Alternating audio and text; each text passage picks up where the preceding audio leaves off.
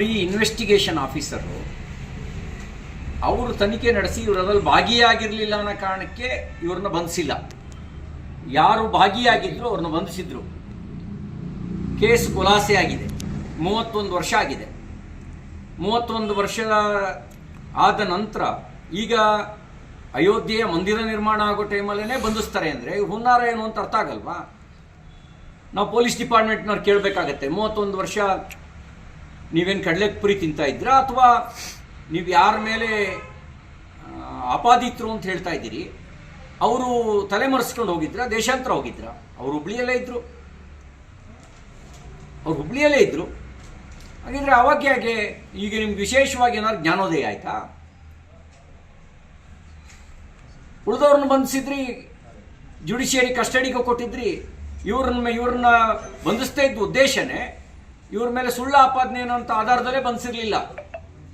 ಈಗ ನೀವು ಬಂಧಿಸೋದ್ರ ಮೂಲಕ ರಾಮ ಮಂದಿರ ನಿರ್ಮಾಣದ ಸಂದೇಶ ಜೊತೆಗೆ ಒಂದು ಕೆಟ್ಟ ಸಂದೇಶ ಕೂಡ ಕೊಟ್ಟಿದ್ದೀರಿ. ನೀವು 90ರ ಮೊದಲನೇ ಕರಸೇವೆಗೆ ತಲುಪಲಿಕ್ಕಾಗಲಿಲ್ಲ. 92ರ 2ನೇ ಬಾರಿಯ ಕರಸೇವೆಯಲ್ಲಿ ಭಾಗವಹಿಸಿದವರು ನಾನು, ಸುನೀಲ್ ಕುಮಾರ್ ಅವರು, ವಕೀಲರಾದಂಥ ಕಾನಾ ರಾಮಸ್ವಾಮಿ ಅವರು, ನಾಗೇಶ್ ಕಾಮತ್ ಅವರು, ನಾವೆಲ್ಲರೂ ಅಯೋಧ್ಯೆಯಲ್ಲಿ ಕರಸೇವೆಯಲ್ಲಿ ಪಾಲ್ಗೊಂಡವರು. ನಮಗೆ ಆಮಂತ್ರಣ ಬಂದಿಲ್ಲ.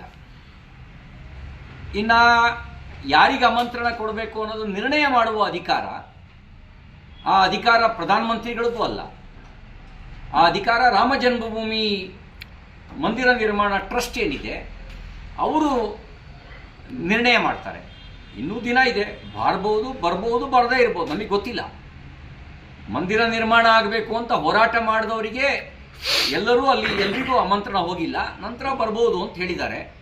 ಹಾಗಿದ್ದಾಗ ನಾನು ಅವರಿಗೆ ಚುಚ್ಚಲಿಕ್ಕೋಸ್ಕರ ಕೇಳ್ತಿರೋದಲ್ಲ.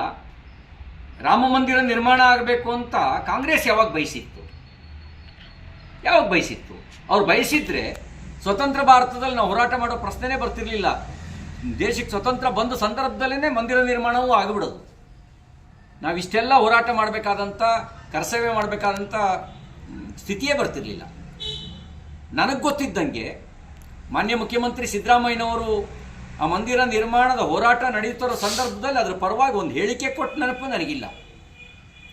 ಆಂಜನೇಯರು ಹೇಳಿಕೆ ಕೊಟ್ಟ ನೆನಪಿಲ್ಲ. ಮಂದಿರ ನಿರ್ಮಾಣ ಆಗಬೇಕು ಅಂಥೇಳಿ ಸಿದ್ದರಾಮಯ್ಯನವರು ಹೇಳಿಕೆ ಕೊಟ್ಟ ನೆನಪಿಲ್ಲ. ಇದ್ರ ಮೇಲೆ ಇನ್ವಿಟೇಷನ್ ಬರುತ್ತೋ ಬಿಡುತ್ತೋ ನಂಗೆ ಗೊತ್ತಿಲ್ಲ. ಆದರೆ ಮನೆಗೆ ಮಂತ್ರಾಕ್ಷತೆ ಅಂತೂ ಬರುತ್ತೆ.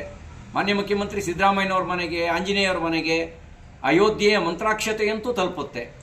ಮತ್ತು ರಾಮಜ್ಯೋತಿಯನ್ನು ಬೆಳಗಿಸಿ ಲೋಕ ಕಲ್ಯಾಣದ ಪ್ರಾರ್ಥನೆ ಮಾಡಿ, ಭಾರತ ವಿಶ್ವಗುರು ಆಗಲಿ ಅಂತ ಪ್ರಾರ್ಥನೆ ಮಾಡಿ ಅಂತ ಅವರಲ್ಲೂ ನಾನು ವಿನಂತಿ ಮಾಡ್ಕೊಳ್ತೇನೆ ತಮ್ಮ ಮೂಲಕ. ಇದರಲ್ಲಿ ಯಾವುದೇ ಇಂಡಿವಿಜುವಲ್ ಅಜೆಂಡಾ ಇಲ್ಲ. ವಿಶ್ವಗುರು ಭಾರತ ಆಗಬೇಕು ಅನ್ನೋದ್ರಲ್ಲಿ ಇಂಡಿವಿಜುವಲ್ ಅಜೆಂಡಾ ಏನಿದೆ? ಲೋಕ ಕಲ್ಯಾಣ ಆಗಬೇಕು ಅನ್ನೋದ್ರೊಳಗೆ ಇಂಡಿವಿಜುವಲ್ ಅಜೆಂಡಾ ಏನಿದೆ? ಇದರಲ್ಲಿ ಯಾವುದೂ ಇಂಡಿವಿಜುವಲ್ ಅಜೆಂಡಾ ಇಲ್ಲ. ನಿಮ್ಮ ಹೆಸರು ಆಂಜನೇಯ, ನೀವು ಹೇಳಿದ್ರಿ ಸಿದ್ದರಾಮಯ್ಯನವ್ರ ಹೆಸರಿನಲ್ಲೇ ರಾಮ ಇದ್ದಾರೆ ಅಂತೇಳಿ. ನೋಡಿ, ಆ ಪ್ರಭು ಶ್ರೀರಾಮಚಂದ್ರ ಯಾರಿಗೂ ಅನ್ಯಾಯ ಮಾಡಲಿಲ್ಲ, ಎಲ್ರಿಗೂ ನ್ಯಾಯ ಕೊಟ್ಟ, ಎಲ್ರ ಮೇಲೂ ವಿಶ್ವಾಸ ಇಟ್ಟ, ಎಲ್ರನ್ನೂ ಪ್ರೀತಿ ತೋರಿಸ್ದ, ಧರ್ಮಕ್ಕಾಗಿ ಹೋರಾಟ ಮಾಡ್ದ. ನಿಮ್ಮ ಸಿದ್ದರಾಮಯ್ಯನವರು ಎಲ್ರಿಗೂ ನ್ಯಾಯ ಕೊಟ್ರ? ದಲಿತರಿಗೆ ಅಂತ ಮೀಸಲಿಟ್ಟಂತ 11,000 ಕೋಟಿ ರೂಪಾಯಿನ ವಾಪಸ್ ತೆಗೆದುಕೊಂಡ್ರು. ಅಲ್ಪಸಂಖ್ಯಾತರಿಗೆ ಅಂಥೇಳಿ ವೋಟ್ ಬ್ಯಾಂಕ್ ರಾಜನೀತಿ ಮಾಡೋಕ್ಕೋಸ್ಕರ 10,000 ಕೋಟಿ ಅವ್ರಿಗೆ ಕೊಟ್ಟರು.